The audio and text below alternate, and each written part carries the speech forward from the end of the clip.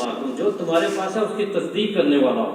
और ये वो आयत है जिसमें जो जिस पर नबियों का मिसाक लिया गया, सब नबियों से ये अहद लिया गया कि तुम्हारे पास जब कोई आए और वो तुम्हारे पास जो कुछ है उसकी तस्दीक करता हो, लतुमिनुन्ना बिही व लतंसुरुन्ना, तो ज़रूर उस पर ईमान लाना और ज़रूर उसकी मदद करना। और ये मिसाक रसूलुल्लाह सल्लल्लाहु अलैहि वसल्लम से भी लिया गया। तो आज का मुसलमान रसूलुल्लाह सल्लल्लाहु अलैहि वसल्लम के मिसाक को झुठलाता है, उसको ठोकरे मारता है। देखें ये सूरत आले इमरान की आयत नंबर 82 है। और उस वक्त को भी याद करो जब अल्लाह ने अहले किताब से नबियों वाला पुख्ता अहद लिया था कि जो भी किताब और हिकमत मैं तुम्हें दूं, फिर तुम्हारे पास कोई ऐसा रसूल आए जो उस कलाम को पूरा करने वाला हो, मुसद्दिक़न लिमा माअकुम। और यही अल्फाज यहाँ है, आमिनू बिमा नज़्ज़लना मुसद्दिक़न लिमा माअकुम। तो हज़रत मसीह मौऊद अलैहिस्सलाम की सदाकत तो बड़ी वाज़ेह तौर पर नज़र आ जाती है कि कोई तहरीर मुखालफ निकाल को तो दो, हाँ जो काट कर देते हो वो तुम्हारा दजल है, वो तुम्हारी तलबीस है, आपको बातों से मिलाने वाली बात है। तो असल बात यही है कि जब अल्लाह ताला की तरफ से ईमान नसीब ना हो या उधर इंसान रुख ना करे तो अल्लाह ताला उस ईमान में बरकत नहीं डालता, तो वो फिर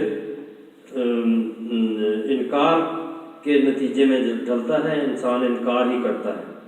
और जो इनके उलमा हैं जो तकज़ीब करते हैं, इनके वजूह हैं, यानी जो बड़े बड़े सरदार हैं, वो मुखालफत करके उनकी हालतें क्या होती हैं, अंजाम तो देखो इन लोगों के। जितने बड़े बड़े आप नाम लें उनके नामो निशान मिट गए। जिंदा जब थे उस वक़्त लोग छोड़ गए।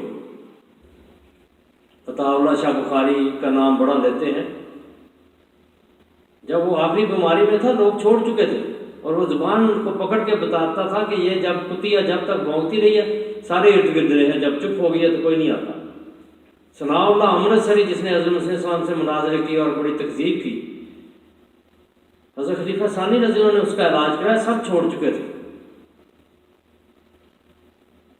मौलवी मोहम्मद हुसैन बटालवी के नामो निशान नहीं मिलता, बटाला के लोग कोई जानते नहीं उसे, कहते तुम नाम लेते हो तो हमें ये नाम हमारे कानों में है, वरना तो हमने सुना ही नहीं सारी उम्र। 80-80 साल के लोग जो हैं वो भी नहीं जानते पुराने।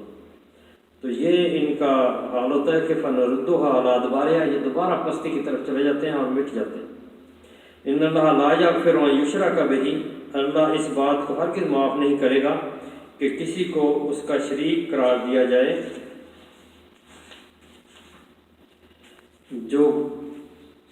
जो गुनाह उससे अदना हो उसे जिसके हक़ में चाहेगा माफ़ कर देगा, और जिसने अल्लाह के साथ किसी को शरीक करार दिया हो तो समझो कि उसने बहुत बड़ी बदी की बात की है। तो यहाँ जो शिर्क वाली बात है वो मद्देनज़र रखनी चाहिए कि अल्लाह का शिर्क नहीं करना चाहिए।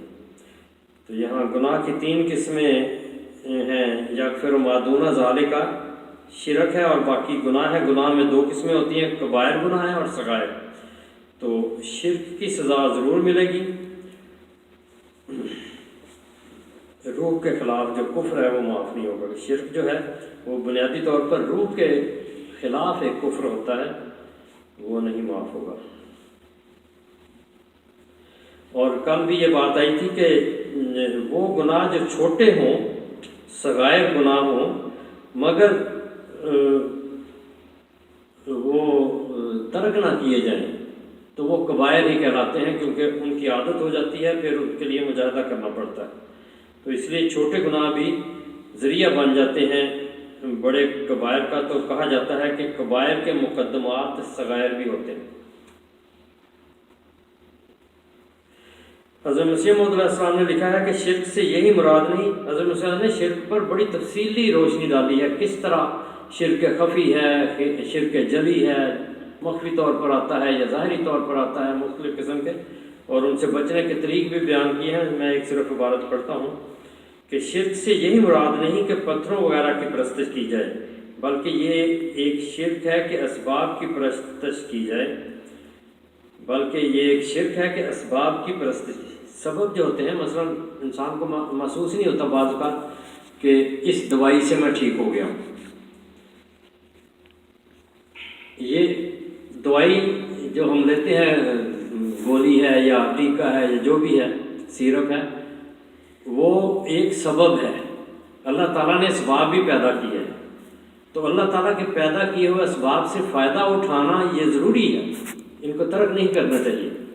مگر یہ ہو کہ دوائی نے ٹھیک کیا ہے، یہ بہت درست نہیں.